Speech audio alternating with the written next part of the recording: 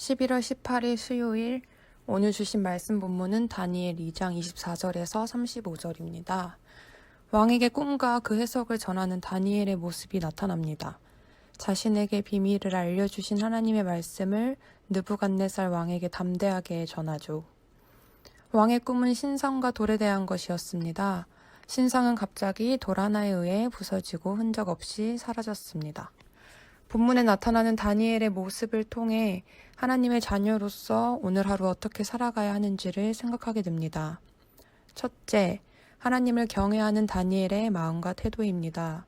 세상의 권위자 되는 왕 앞에서 오직 하늘에 계신 하나님만이 비밀을 드러내실 수 있다고 먼저 고백하는 부분에서 다니엘이 삶 속에서 가장 우선으로 두는 분이 바로 하나님이셨음을, 그리고 그가 하나님을 얼만큼 신뢰했는지를, 하나님과 얼마나 친밀한 관계를 맺어왔는지를 짐작할 수 있습니다. 하나님과의 친밀한 관계, 하나님의 말씀을 듣고 계속해서 고민하고 기도로 이어지는 삶이 쌓이면 그게 가장 크고 강력한 삶의 원동력이자 힘이 된다는 것을 깨닫게 됩니다. 말씀을 듣고 기도하는 자리에 나아가는 것이 육신의 힘으로는 되지 않기에 성령 하나님의 인도하심을 구하며 날로 하나님을 경외하는 자녀로 살아가기를 소망합니다. 둘째, 하나님은 사람을 통해 일하기를 즐거워하시는 분이심을 깨닫습니다. 하나님을 경외하고 우선순위가 분명했던 다니엘을 통해 세상에 하나님의 일을 보이셨기 때문입니다. 다니엘은 하나님의 부르심과 일하심을 분명히 알고 순종하고 그 영광을 부르신 이에게 돌렸던 것처럼 오늘 삶의 자리에서 나를 부르시고 세우신 이가 하나님 아버지이심을 기억하고 크고 작은 일들을 삶의 예배로서 하나님께 영광으로서 올려드릴 수 있는 하루 되기를 소망합니다.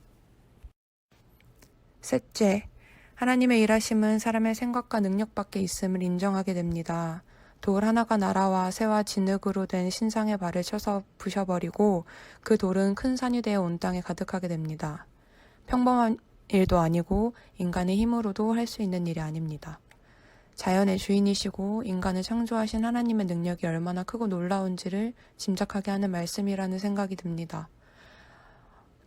우리가 하루의 계획을 아무리 세세하고 완벽하게 계획한다 할지라도 멈추게 하시고 또 움직이게 하시는 분은 오직 하나님이심을 기억하고 모든 일에 감사함과 용납함으로 행할 수 있기를 소망합니다.